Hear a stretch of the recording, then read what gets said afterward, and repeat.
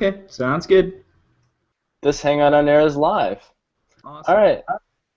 Hello, everyone, and welcome to Moving Projects, where our goal is to help you move your creative projects forward by learning from fellow creators.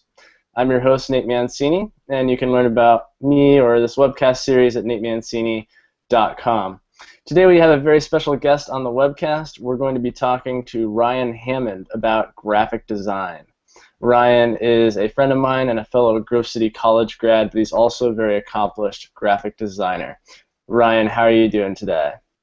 I'm doing very well. How are you, Nate? I'm doing awesome. This is going to be fun. Yeah. All right, so a few of the things about Ryan. He's working for Rust Valley Design Company in Kent, Ohio as a researcher and designer. He's also pursuing a Master of Fine Arts degree and teaching as an instructor at the School of Visual Communication Design at Kent State University. So Yes. he's basically awesome at all things graphic design. Uh, I'll take it. I'll take it. Absolutely. So we're going to ask Ryan some questions about his work and his thoughts on design, and hopefully we can all learn a bit more about it and how we can maybe even do it ourselves. So, Ryan, can you tell us a little bit more about what you do for a living? Tell us a bit about your work at Rust Valley. How does that differ from your personal design work? What kind of stuff do you work on? Yeah, well, like you said, I am a designer. I am specifically a visual communication designer or graphic designer. Um, as far as what I do that might differ from where I work.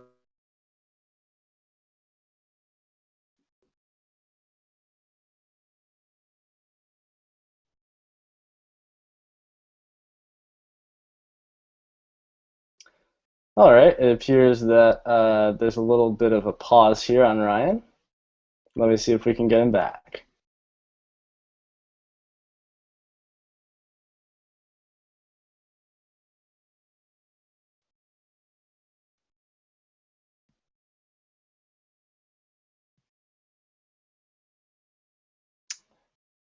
All right, Ryan, it seems we've lost Ryan Hammond momentarily.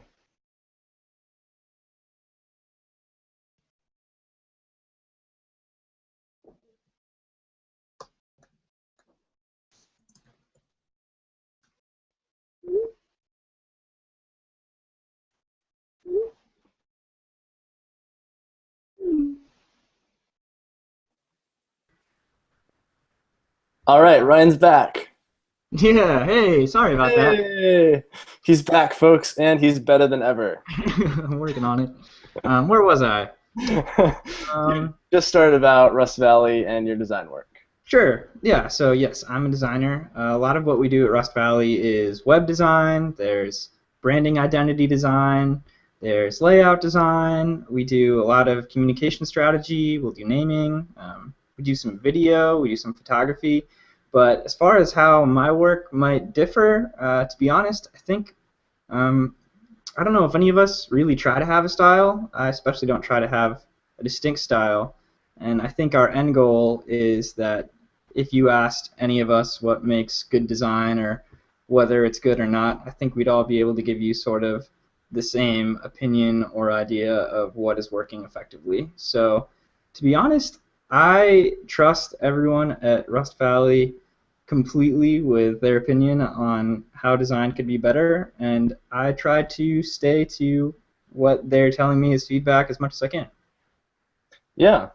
So are the projects that you work on at Rust Valley and the stuff that you like to do on your own, is it all kind of client-based design work?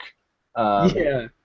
Well, to be honest, um, because of what I do at Kent State and because I am a grad student there and also an instructor, a lot of the times it's easy to kind of consider what I do at Rust Valley as what I'm doing personally. And yeah. actually, none of us really work freelance. You know, I wouldn't take any clients on my own if they weren't clients at Rust Valley too.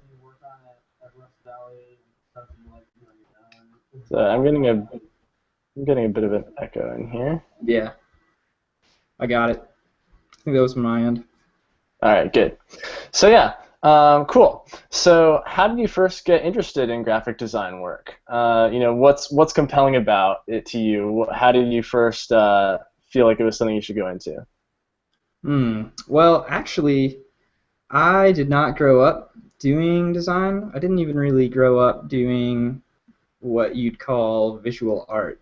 I started playing guitar when I was in high school, Hmm. but this sort of visual design and visual communication wasn't really on my radar until college. And actually, when I started at Grove City, I was just a straight communication studies major, and at the time, I went in undecided, and I decided in my freshman year that I kind of liked writing and I kind of liked journalism. But Hmm. what really sort of turned me on to design is some projects that were really interview based, and I got to know people and tell their stories and ask questions about them. And all of that really sort of kickstarted my idea of getting into branding and brand identity because I Yeah. was really fascinated by getting to find out people's stories and tell what they thought about themselves to other people in a way that gave them credibility and gave them an identity. So I think I Yeah. really got started being interested in design by taking a look at branding. That's cool. That's fascinating stuff. Um, so tell us a little bit about your creative process.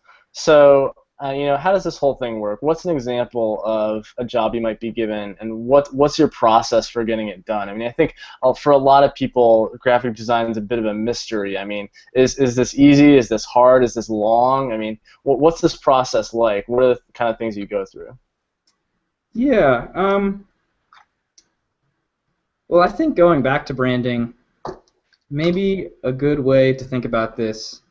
I think I have a very sort of philosophical view of design that I try to cater, but think about it this way. This is the way that I think about it.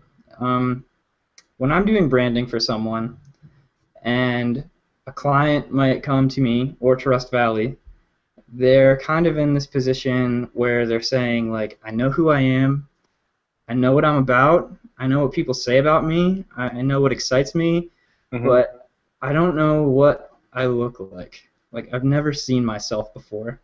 Yeah. And to take that idea and to give someone a brand identity is almost like they were blind and you let them see for the first time, and what comes out of it is always really magical.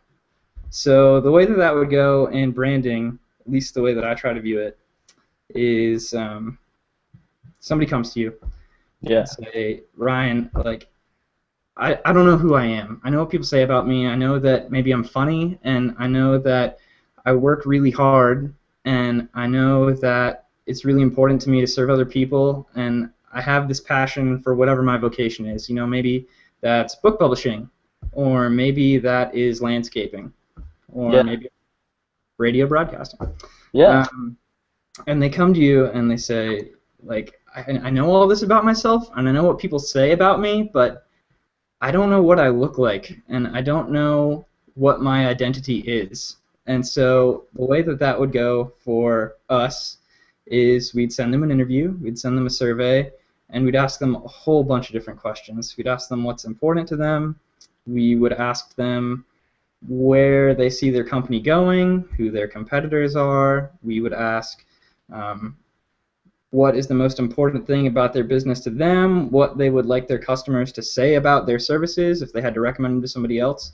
We take Hmm. all sorts of questions, even weird questions, and we would take that and start coming up with a bunch of different iterations. We'd do a ton of sketches. We'd look at a bunch of different directions, and finally, at the end of it, after a lot of development, we'd pick one good thing Hmm. and we take it to them, and when it's done right and when it's the most rewarding for me, I think, is when you take this to them and they are so ready to just find who they are and find their identity that it's like you show them a mirror and they've seen their reflection for the first time in their entire life, and it is like really emotional and really impactful and really exciting. That's And awesome. you can kind of take it and, if it was you, like let's say it was a driver's license, there's all this information about you. You're certainly not maybe the only Nate in upstate New York where you're from, Hmm. and you're maybe not the only Nate that has dark hair and dark eyes and likes to do video. But all of that is who you are. That's all part of your brand. But you're the only Nate with your picture on your driver's license. Like, that's you. That's your identity. And I get to make that visual identity for people. And to go through the nuances of it is magical. You can't beat it. I love it. So that's what the process is like for branding for me. That's awesome. So it seems like there's a lot of kind of this building of the overall vision Mm-hmm. and a lot of planning and a lot of thinking before you're ever putting visuals down on paper, right? I mean, there's a Exactly. lot of kind of pre-production to the graphic design. Sure, That's yeah, that's actually what I do. I mean, at Rust Valley right now, I'm researching communications, and so I work with a great team of people that are all doing specifically web design or print design, even interaction design. And what I do a lot of is a lot of preliminary research and a lot of competitor analysis and a lot of sort of benchmarking for where they need to be. So that's what I do. awesome. So I want to remind everyone, if you're just joining us, this is the Moving Projects webcast. We are talking to Ryan Hammond about graphic design. And actually, Ryan is willing to answer all of your questions about graphic design. So you can just post a comment on the blog entry where you're watching this, and I'll be monitoring those, and I'll ask them to Ryan so he can give you all those answers.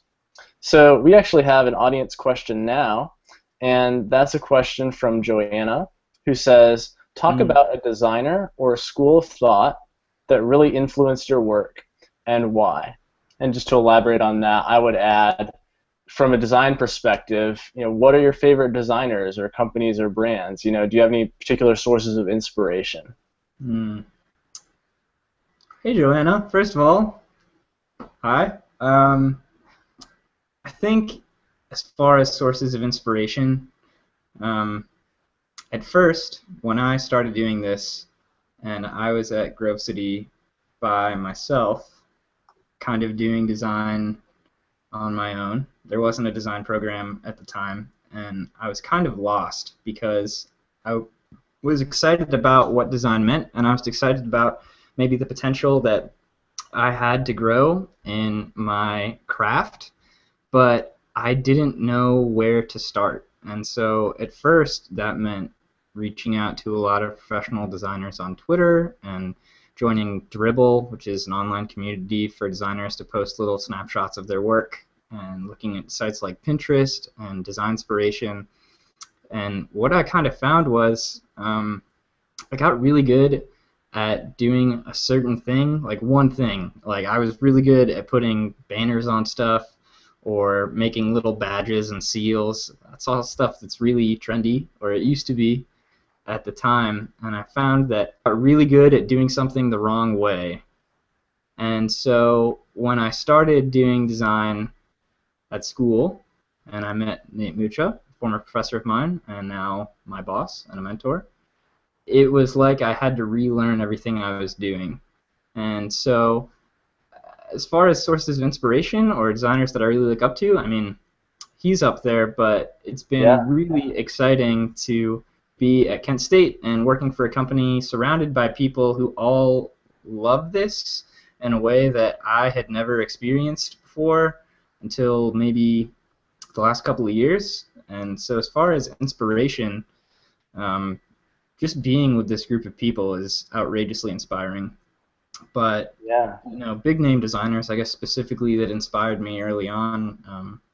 Right now, I'm really excited about looking into the work of the Massimo and Lola Vignelli. The Vignellis were absolutely, they just pioneered what design meant in a way that America hadn't really seen it before at the time that they came from Italy and started designing here. Hmm. Um, as far as I guess contemporary designers who I appreciate as far as their style or maybe just their aesthetic or sort of the gimmicky stuff they did. early on and still now, I'm a big fan of Ollie Moss. Yeah. Great style of illustration. Your poster, actually, behind you, The Dark Knight Rises, that Batman poster, Ollie Yeah. Moss. I have the same poster hanging in my bedroom. Dark Knight Rises by Ollie Moss. Yeah, it's a fantastic poster. I really love the work of Riley Cran. He co-founded Lost Type Co-op and kind of got me hooked on fonts and colors and geometric shapes and a style. And um, Alan Peters is another great sort of contemporary figurehead if you want to talk about really good branding. He's a Mm. creative director at Target. So there's way too many to name. Those are just the three that I thought of right now. But as far as my biggest inspiration, I'd have to say the people that I'm working with and the people that I see every day that teach me to look at things in a way I wouldn't have looked at by myself. Absolutely. Well, that's definitely the best kind of inspiration, the kind that we can go to every day. Hmm. So again, feel free to ask audience questions to Ryan, and he'll answer them. We have a question from Grace. Grace asks, "Can you talk a little bit about design block? I'd love to hear your thoughts on it."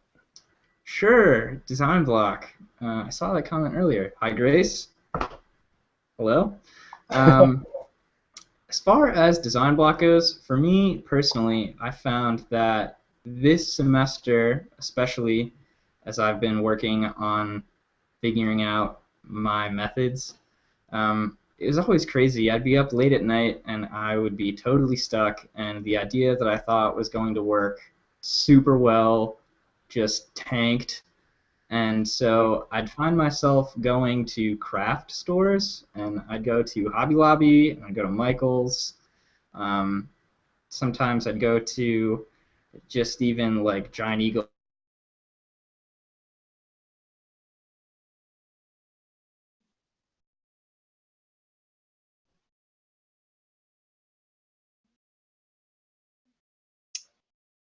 Hello, Ryan. Ryan.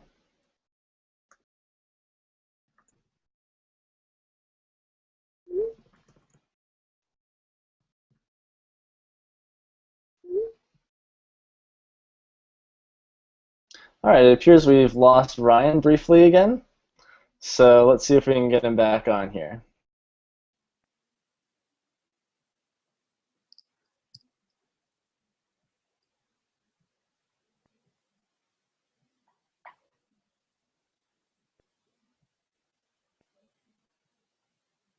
So while we're still on here, I'll just talk for a couple of minutes about Ryan. He does great work. One of the ways that I was able to work with him was on Sleep in a Storm. He did a great minimalist poster for Sleep in a Storm, and that was really cool to see his work on that. And he just has incredible work ethic and incredible creativity, and his work is really stands apart from. Hey. Oh, hey, there you go, Ryan. I was just telling people how awesome you are. Well, I need all the help I can get. I'm really not that special. But he's back. He's back to talk about himself, so I don't have to. I've talked a lot about other people, and all right. Sorry about the delay here. So design block basically is basically when you lose your inspiration, right? When you can't think of anything. It's like writer's block for designers, right? Sure.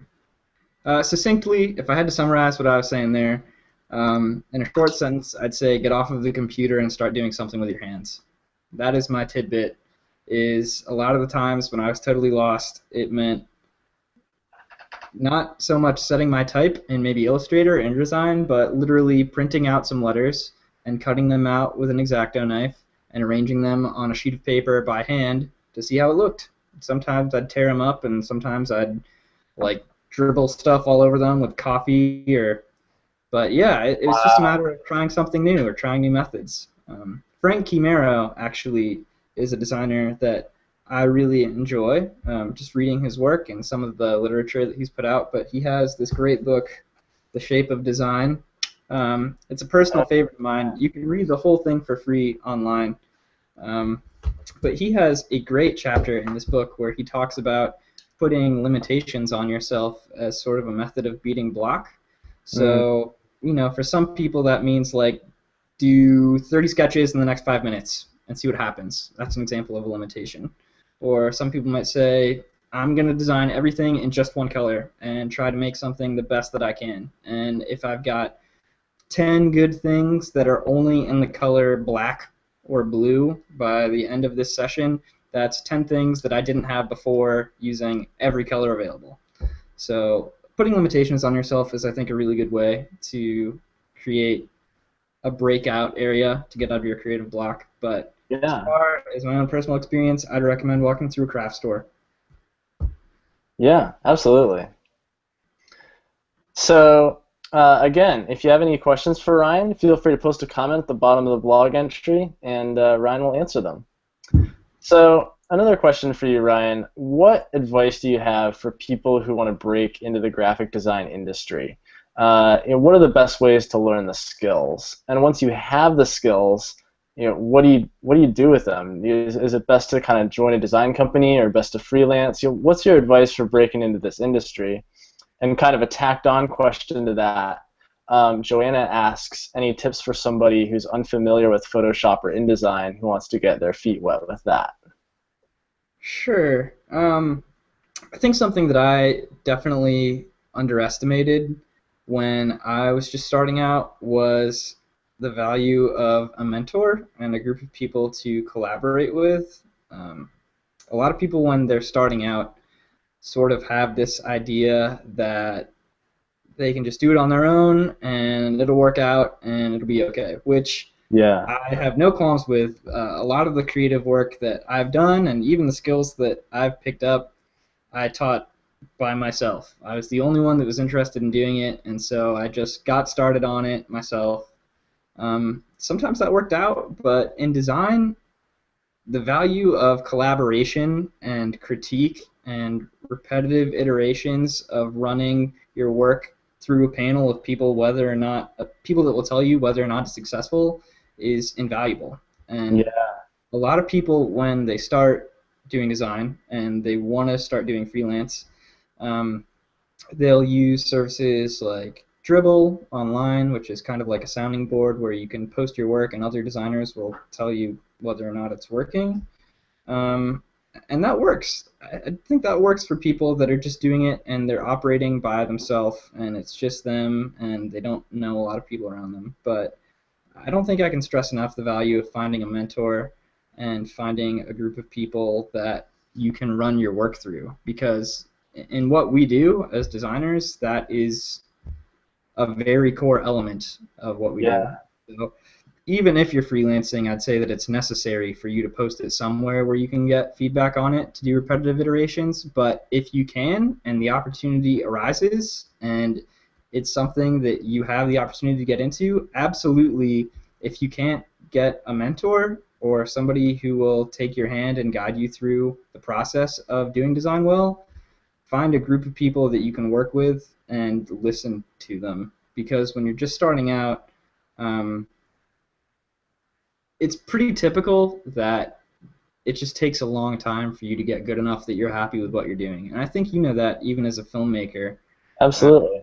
It's, now that you've been doing this for a while, you can look back on the really early stuff you did and you kind of go like, ooh, gosh, like, I wish somebody would have told me how to make this better, but I was just trying to start learning how to do it. Yeah. And you just have to keep working and finding people that will guide you. Yeah. I mean, you got to start somewhere. Mm-hmm. So what about when it comes to kind of the nitty gritty? Like, what if you really don't know how to use the software or even kind of think about it? Like, where do you go to learn those? Where do you go to learn those skills? What are some good ways to do that? Hmm. Well, like I said earlier, when I got started, I just started doing it myself. And as far as the software went, as far as Photoshop or InDesign or Illustrator, I really just bought the software and opened it and started messing around. And Play there's a around. lot, Yeah. yeah, just start messing around. There's a lot that you can learn on YouTube, and there's a lot that you can learn on tutorial sites. And to be honest, there's so many new changes that are coming out generationally with all of that Creative Suite software that buying a book on it or taking a class on it is going to be outdated in the very imminent future because of the new features Yeah. that are involved. And there are certainly basics that will help you get the real fundamental foundation building blocks of what you're doing. But I think that's again where having a mentor or somebody that can help you really comes into play. But with that being said, learning the tools is really a matter of working smarter and not harder.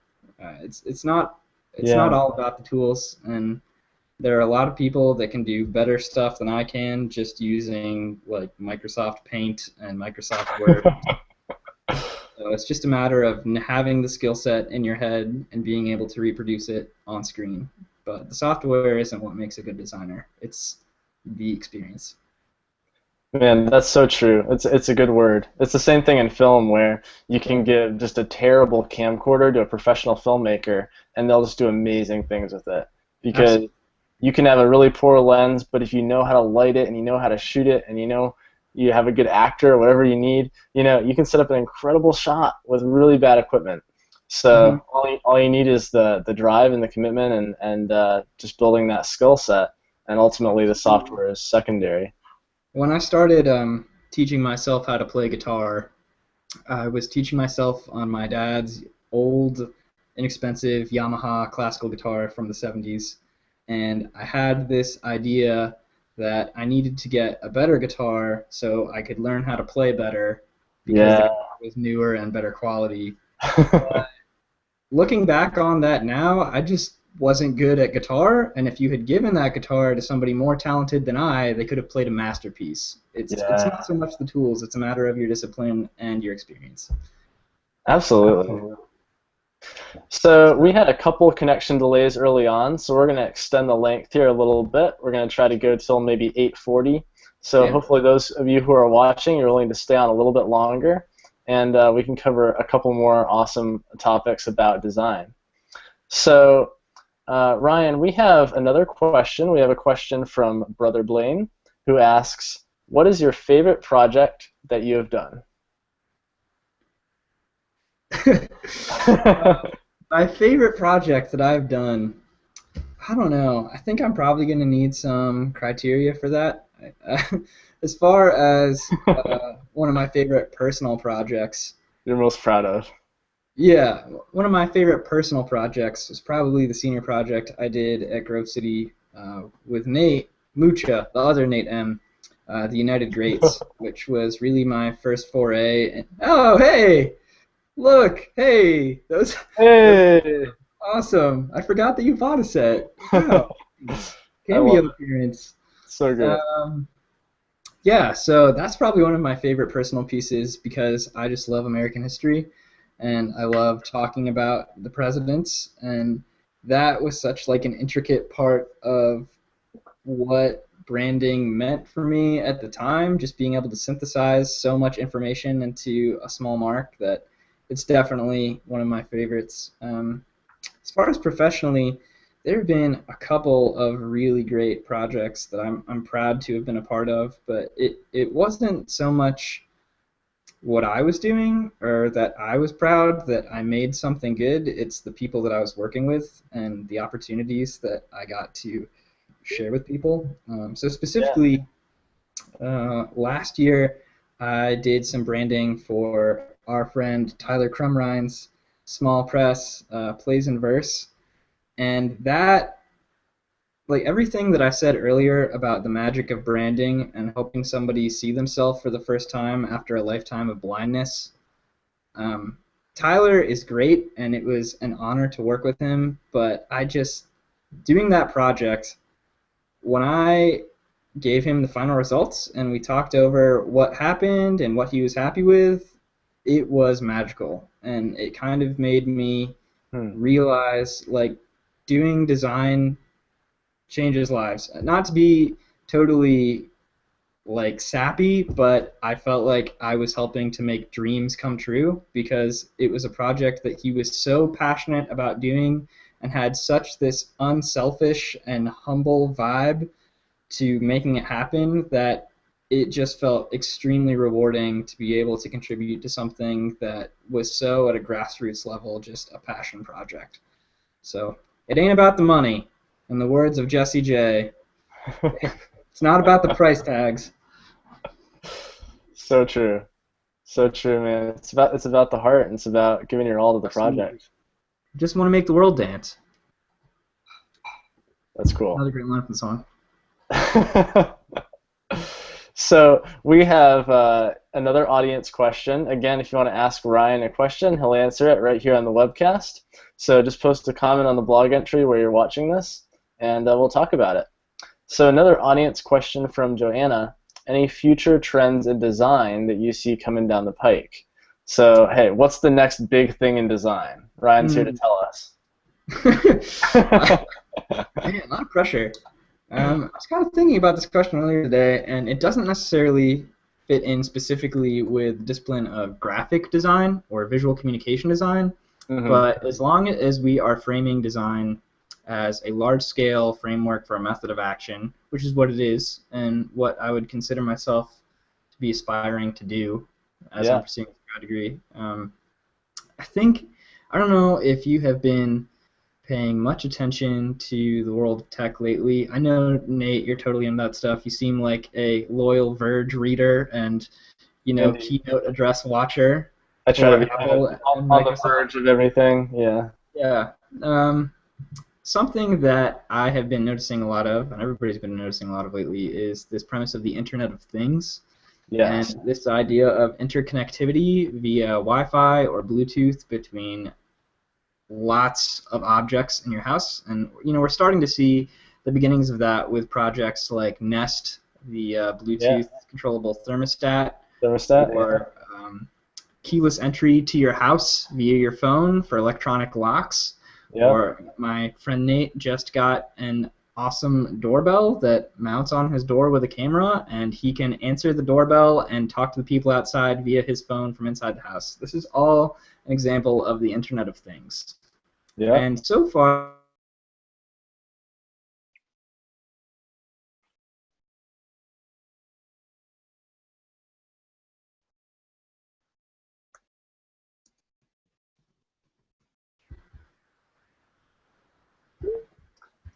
All right. I think Ryan's coming back hey, here. wait, Hey, he's back. hey. So as I was saying, the Internet of Things. I think a trend that I see coming down the pike is a lot of arbitrary and superfluous and kind of needless integration of the internet via really pointless objects. I mean, I'm sure that I'm being totally discounted to whatever's going to happen. I'm all about innovation, and I'd really like to see technology pushed to the limit to see where our potential is. Sure. But I envision a future of objects that are connected to the internet that you can connect to with your phone that probably don't need to do that. So I predict that, not that I'm a trend forecaster, but I predict that in the next couple of years, we're probably going to see a lot of objects connected to the internet and to your phone that don't really need to be, aside from just a selling point and gimmick. Yeah. Yeah, it's a common joke on Kickstarter that all you need to do to launch a popular and well-funded Kickstarter project is take any normal household object and add Bluetooth. Yeah, exactly. Exactly. So yeah, that's definitely another trend coming down the pike here in design, the Internet of Things. So what are some of your design-related dreams for the future? What are some graphic design projects that you'd like to try your hand at someday, Hmm. if given the chance? Hmm. Well, right now, I am at the cusp of, on the brink of a thesis proposal that I am going to be submitting for my terminal degree in this field. There is no PhD in the design discipline. If there Yeah. is a PhD, it's at only a couple of schools in the US, and it is the equivalent of an MFA. So sometimes a student will get an MFA and go on to get a PhD in a different discipline or tangentially related discipline, Hmm.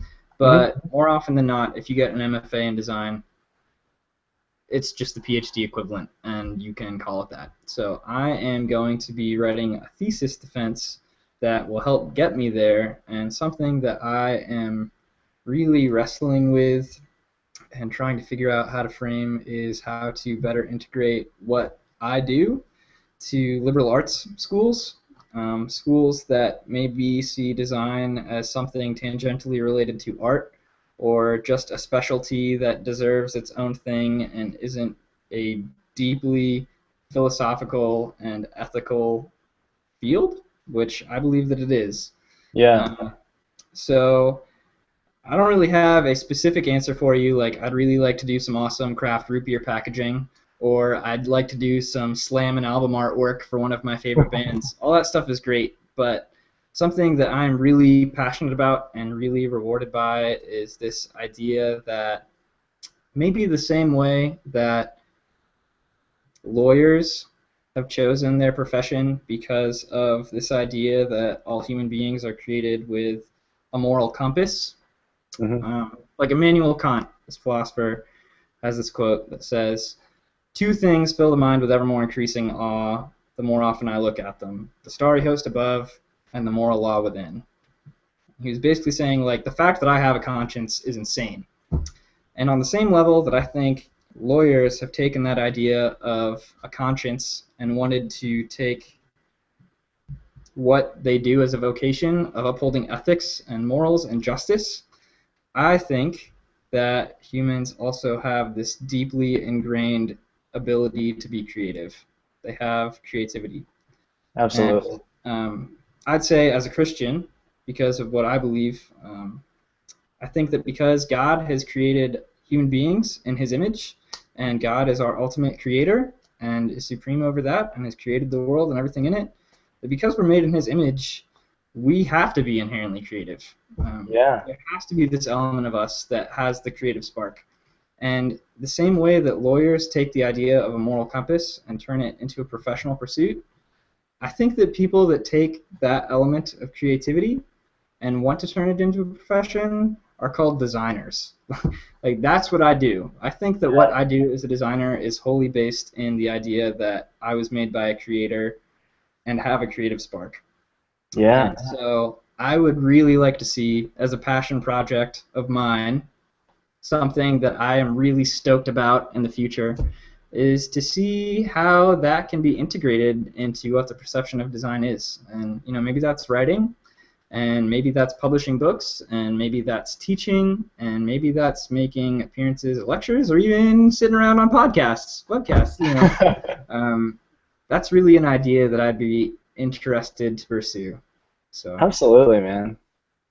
No, what you're saying is so true about the ingrained creativity that God has given to us, and just too, I think the element of we all have this desire for beauty, and we all have this kind of basic understanding of some things are beautiful, and we want to just gaze at beautiful things. And I love that about design too, where there's so many aspects of design, but in terms of the visual side, like it's making things beautiful, Mhm.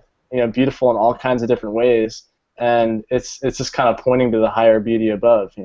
Right. And I think that I know we're like running time here, but That's cool, man. I think that something that I've really been thinking about in the last couple of days is the value of aesthetic, like what you're talking about. There's so much more to what designers do than just the way that it looks. Yeah. Really, the way that it looks is foundationally important. What we do is beautiful form that follows really simplistic right function and the stuff that we make. Um, but this idea of aesthetic is so powerful, and I watched a video a couple of days ago that talked about the relationship of aesthetic to anesthetic, and this idea that when we are engaging the aesthetic sense, we are fully awake. Like our eyes have been opened, our ears have been opened, and we're seeing the beauty around us. And when we want to take that from people, and when we want to turn off their senses, we give them an anesthetic, and we Mm. put them to sleep. That's where anesthetic comes from. And when Yeah. they're under an anesthetic, they have taken anesthesia. And so this concept of aesthesia is really what I think I'm after, and finding the beauty and the awakening that turns people on to exactly why design is so important. So sorry if I'm like waxing poetic and philosophical here, but No, that's what's on man, my mind. not at all. I mean, to everyone who's watching, like what Ryan's talking about kind of this ingrained aesthetic and ingrained creativity. I mean, this is what this whole webcast is about. It's about talking to creators and helping everyone understand that we can all be creative, and we all have different ways that we can be creative. We all have different skills and desires for different skills, but everybody has this ingrained desire, and I never want anyone to feel like they can't use it and they can't go there and that's not sustainable or that's not possible or they're not going to get the money for it or nobody's going to care, because those are ultimately lies that fear is telling you. You can do it, and you can get the money to do it, and you can find the time to do it, and you can find the help to do it. And this is all about getting that encouragement that whatever field you're interested in, whatever creative field you're interested in, you can do it, and the possibility is there, and the necessity is there. It's something that should be done. I think what you're saying there, just this idea that we as human beings have this inherent creativity is an indication to me that it's our responsibility. Like, we would not have this ability and this inclination to pursue the beauty in the world around us and to cultivate it and to harness existing beauty to create more of it in a way that is pruned and more easy to grow and conducive to this furthering of beauty in the world if it wasn't our responsibility as human beings to try to make it happen. So absolutely, if you're thinking that you can't do it or that you shouldn't do it or that you're not good enough for it, it's not that you can't or that you shouldn't. It's that you absolutely can, and it's your calling as a human being too, in my opinion. And some people like to do it professionally, and that's what I'm all about. So that's what a designer means to me. Because it doesn't feel like work. Yeah, exactly. It's that thing that just it feels like it's just fun, and yet there's a way to do it for work, and that's incredible. So Ryan, this has been amazing. It's been great talking to you. So everyone, this is Ryan Hammond. He's a graphic designer, and we've been talking to him about the pursuit of design. And this is going to bring us to the end of our webcast this evening. Unfortunately, we don't have time to cover more topics. However, we do want you to reach out to Ryan and contact him and learn more. Check out his design portfolio. Ryan, what would be the best ways for people to contact you or see more of your work? Well, you can send me a letter or call me on the phone, but if you don't want to do those, you can connect with me on Instagram and on Twitter at Ryan M. Hammond at both. And my portfolio website is on Cargo Collective. It's just cargocollective.com/Ryan M. Hammond, the same name. And if you'd really like to, you can come on out to Kent, Ohio, and visit Rust Valley Design Company and Kent State University, and I'd be happy to talk to you during my office hours. So that is an option as well. That's awesome. So thanks so much. All those links are either on the page you're on right now on natemancini.com, or they will be, because I will be adding more and more ways that you can connect with Ryan. So feel free to contact him, learn more about design. Also, for everyone who watched, we'd love to hear feedback on this webcast. What was your favorite part? How can we improve it in the future? We'd love to hear all of your thoughts on that. So just leave a comment on the blog entry right there on natemancini.com, and we'd love to hear from you and make this even better in the future.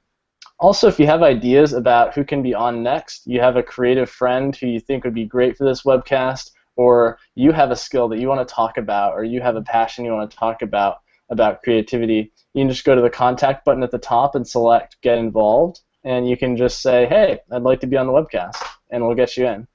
And I'd also like to add, for anybody watching this that is a friend of mine but doesn't necessarily know Nate's work, definitely check out his feature film, Asleep in a Storm, which I was very proud to be a part of, and definitely hits the top in my list of favorite projects. So I couldn't make it through this without mentioning that I was stoked to work with you on that, and I hope that we get to work together some more in the future. Thanks, man. I definitely hope we do too. It would be an honor, and that was such an awesome collaboration. So yeah, this has been a Design Conversation with Ryan Hammond. The replay of this webcast is going to be available on natemancini.com right after we finish, so feel free to watch that, share it with your friends and family, and we'd really appreciate that. So thank you everyone for attending, and have a wonderful night. Good night and Godspeed.